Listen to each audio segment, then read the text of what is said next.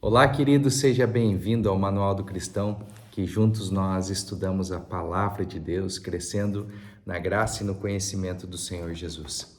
Você já se sentiu distante de Deus? Já sentiu que a sua oração não é respondida? Quer descobrir por que a sua oração não é respondida? Por que você ora e não consegue que a sua oração ultrapasse aqui o teto? Muitas vezes nós nos desesperamos a orar, a jejuar, a buscar ao Senhor e exaustivamente nós temos feito isso e não temos encontrado resposta. Mas toda a resposta de Deus está na Bíblia. Deus, ele age de acordo com a sua palavra. E o texto que o Senhor colocou no meu coração para nós meditarmos hoje fala sobre fechar as brechas. Ezequiel, no capítulo 22, no verso 30, diz assim, ó: Procurei entre eles um homem que erguesse o muro e se pusesse na brecha diante de mim e em favor dessa terra, para que eu não a destruísse, mas não encontrei nenhum. Povo de Deus, Judá, Israel aqui, eles estão vivendo uma vida pecaminosa, uma vida afastada dos caminhos do Senhor. Jeremias aqui já não está mais entre eles. E o Senhor, ele busca entre toda essa terra um homem que pudesse se levantar, interceder, levantar um clamor ali, mas ele não encontra nenhum homem. Em paralelo a esse texto, posso meditar aqui em Isaías capítulo 58, sobre o jejum, porque o povo diz aqui, ó, porque jejuamos, dizem e não viste, porque nos humilhamos e não reparastes. Aqui o Senhor está falando para eles, olha, o jejum que vocês estão fazendo, a forma que vocês estão orando, a forma que vocês estão pedindo para eu julgar, não está de acordo com a minha palavra. E aí o Senhor, ele continua aqui e no verso 10, ele diz a resposta de como nós devemos agir. Se com renúncia própria você beneficiar os famintos e satisfazer os anseios dos aflitos, então a luz despontará nas trevas e a sua noite será como o meio-dia. O Senhor o guiará constantemente e satisfará os seus desejos numa terra ressequida pelo sol e fortalecerá os seus ossos. Você será como um jardim bem regado, como uma fonte cujas águas nunca faltam.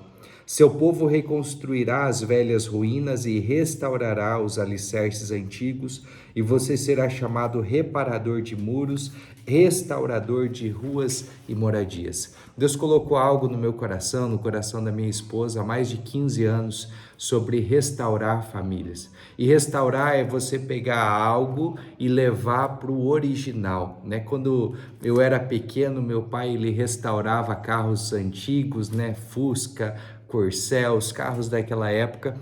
Ele tinha uma oficina, então ele pegava um carro totalmente destruído e ele deixava aquele carro mais próximo do original possível.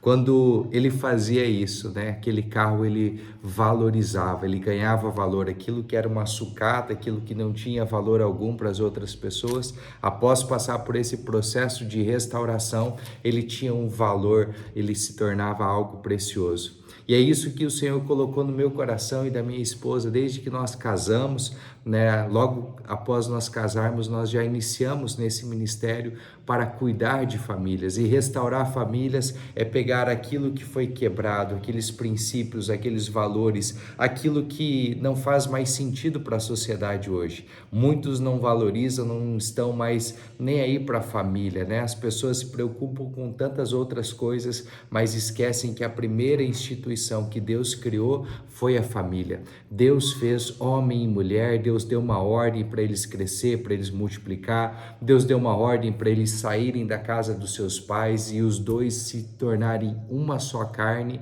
e ali serem abençoados para poder multiplicar. É isso que é o plano do Senhor. E Deus quer que nós possamos juntos construir um legado para as próximas gerações. Essa é a nossa missão aqui, enquanto cristãos. Nós precisamos ajudar as pessoas a conhecer o manual do cristão, a conhecer a palavra de Deus, a Bíblia, a restaurar os princípios da família dentro do seu lar, a restaurar aquilo que é precioso para Deus. E eu quero que você possa também restaurar aí dentro do seu lar aquilo que é precioso. Quantas famílias você conhece que estão quebradas, que estão destruídas, que não têm mais valor algum? Deus quer tornar valoroso essas famílias. Deus está à procura de um homem, o Senhor busca um homem para tapar a brecha. Eu e você, nós precisamos nos levantar e nos colocar na brecha, nós precisamos interceder pelas nossas famílias, nós precisamos levantar um clamor para que o verdadeiro princípio da família, homem e mulher, que eles possam sim se multiplicar, terem filhos e serem abençoados. Esse é o principal motivo que nós precisamos voltar à vereda, voltar ali onde é os caminhos retos do Senhor, voltar aos princípios fundamentais do Senhor. A palavra de Deus nunca mudou e nunca vai mudar. A palavra do Senhor, ela não tem que se adaptar a nós, é nós que precisamos nos adaptar ao Senhor. O Senhor está em busca desse homem que busca tapar essa brecha, um homem que possa levantar um clamor, um homem que possa interceder por sua casa, por sua família, por outras famílias, um homem que possa interceder pela nação. Eu posso contar com você, com a sua oração, para você se levantar, para você ser esse homem que se coloca na brecha, esse homem que ora por sua casa, por sua família. Você, mulher, pode orar pela sua casa, pelo seu marido, pela sua família, você pode restaurar. Sabe, Deus nos colocou como sacerdotes dentro dos nossos lares e nós temos que assumir a responsabilidade pelas brechas abertas. Querido, nós não temos que delegar isso para uma instituição religiosa, nós não temos que delegar isso para outros lugares, para educar os nossos filhos, para ensinar a palavra. Nós, como sacerdotes dentro de casa, precisamos ensinar a palavra de Deus para nossa esposa, para os nossos filhos. Nós precisamos criar o hábito da leitura com os nossos filhos dentro de casa. É os nossos filhos olhando para nós e vendo nós lendo a palavra, vendo nós orando, vendo nós nos consagrando com jejum, que eles também vão fazer isso. Não é nós falando para ele, e não é um jejum como o povo aqui em Isaías estava fazendo, mas só para mostrar como os fariseus, jejuavam 2 vezes na semana e justamente no dia de feira, para eles irem lá na feira com a cara toda pintada, para mostrar para todo mundo que estava jejuando. Querido, nós precisamos mostrar o nosso jejum para Deus e Deus vê o nosso coração, como que está o nosso coração.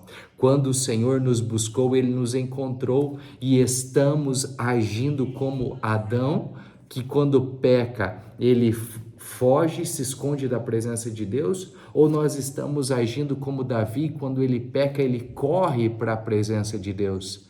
Olha, querido, a diferença do temor do Senhor. O temor do Senhor não faz nós termos medo como Adão teve medo e fugiu de Deus e se escondeu, mas nós temos o temor do Senhor, e quando temos o temor do Senhor, nós temos medo de ficar longe da presença de Deus. Esse é o verdadeiro temor, o ter medo de estar longe da presença de Deus. Eu quero correr para a presença de Deus. Quando você peca, quando uma brecha é aberta na sua vida, você se esconde da presença de Deus, você foge da igreja, você foge do seu tempo de oração, do seu devocional, você fica longe do seu grupo que você participa, da sua célula. Como que você faz? Sabe, conheço pessoas que a gente caminha junto, que nós oramos junto, e quando a pessoa faz uma coisa errada, o que essa pessoa faz? Ela não manda mais mensagem, ela se afasta.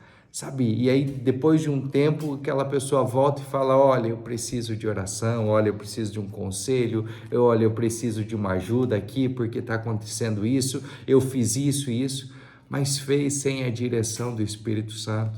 Sabe, quando nós nos afastamos de Deus, a tendência é nós irmos cada vez para pior. E nós precisamos olhar aqui e perguntar, Espírito Santo, quais são as brechas que tem na minha vida? Pergunte isso para Deus. Sabe, pause esse vídeo agora e pergunte, Espírito Santo, quais são as brechas que eu abri? Senhor, quais são as brechas que tem na minha família, na minha vida? Quais são as coisas ocultas? Sabe, talvez pode ter coisas esquecidas que você fez lá no passado, mas você se esqueceu. O Davi, quando ele é confrontado pelo Natan, ele tinha feito algo, mas ele já tinha se esquecido, já estava tudo certo. Ele já estava lá com o bebezinho, né? Já tinha se passado um período de tempo, e quando Natan vem e confronta ele, nós descobrimos como Davi estava quando ele escreve os Salmos 32, e ele fala assim, ó, enquanto eu calei o meu pecado, enquanto eu calei, enquanto eu escondi a minha culpa, os meus ossos, eu estava apodrecendo, eu estava envelhecendo por dentro. Sabe, quando você esconde algo de Deus, você não consegue esconder.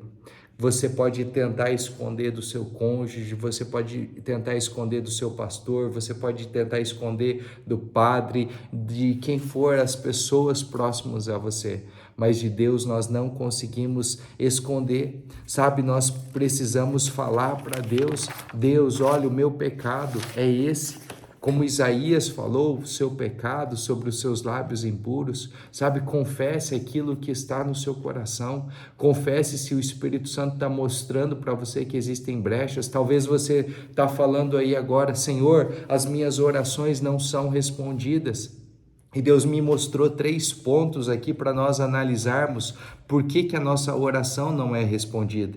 Primeiro, Isaías 59:2 diz que a nossa iniquidade faz separação entre nós e o nosso Deus. E o que é a iniquidade? A iniquidade não é algo externo, a iniquidade é algo interno, que é passado de geração para geração. É um desejo de cometer algo que está fora daquilo que a palavra de Deus trata como correto. Sabe, você conhece pessoas que têm alcoolismo na família? Você conhece pessoas que têm casos de adultério, de homossexualismo, casos de traição? Sabe, essas questões de separação, de divórcio na família são uma iniquidade geracional. São ciclos de iniquidade que precisam ser quebrados. Precisa ser encerrado esse ciclo para que você possa desfrutar daquilo que o Senhor tem. Há um pecado ali que foi cometido e uma brecha foi aberta. Lá em Levíticos vai falar para nós confessarmos os pecados dos nossos antepassados, para que nós possamos reconhecer, eu não confesso o pecado do meu antepassado para que o meu antepassado seja perdoado, mas eu confesso reconhecendo, falando, Senhor, lá atrás eu não sei quem foi, abriu uma brecha e hoje eu estou debaixo dessa iniquidade geracional e eu quero encerrar isso hoje. O segundo ponto aqui que impede as nossas orações de serem respondidas é o pecado. É você colocar em prática aquele desejo, o desejo por cometer um pecado, por cometer imoralidade, alcoolismo, homossexualismo, e tantas outras coisas. Sabe, quando nós praticamos aquilo que é contrário aos princípios de Deus, o pecado é a transgressão da lei. Quando eu peco, quando eu vou contra um princípio da palavra de Deus, eu estou colocando uma cobertura aqui sobre mim, eu estou impedindo, eu impeço a minha oração de chegar a Deus. Não é Deus que me impede, é eu mesmo com as minhas ações, por isso precisamos assumir a responsabilidade. Tem pessoas trocando e falando assim, eu tenho um problema nessa área. Será que essa palavra problema não foi trocado pela palavra pecado? Será que a palavra correta não seria a palavra pecado? Eu preciso orar primeiro e perguntar, Senhor, há alguma brecha em minha vida, algum pecado em minha vida que está permitindo o diabo tocar no meu casamento, nos meus filhos, nas minhas finanças? Não sei em qual outra área da sua vida que possa estar sendo tocado. E o terceiro ponto que Deus me mostrou está lá em 1 Pedro 3:7, que diz assim, vós maridos, tratai as vossas esposas, saiba como tratar a sua esposa, ela como um vaso mais frágil, porque se eu não trato a minha esposa, aí ele diz assim, ó, do mesmo modo vocês maridos sejam sábios no convívio com suas mulheres e tratem-nas com honra, como parte mais frágil e coerdeiras do dom da graça e da vida, de forma que não sejam interrompidas as suas orações. Como que você tem tratado a sua esposa? Como você tem tratado a sua mãe? Como você trata as mulheres?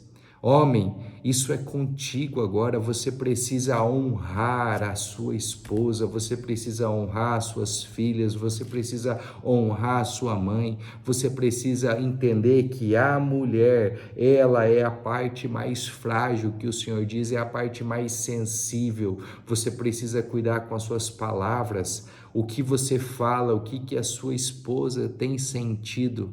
Talvez a sua oração não tenha tido ou não tenha alcançado respostas porque você não tem dado a devida honra à sua esposa. A Bíblia fala para nós darmos honra a quem é devido honra, e eu preciso que você entenda isso, para que as nossas orações não sejam impedidas. Eu preciso tratar a minha esposa com honra.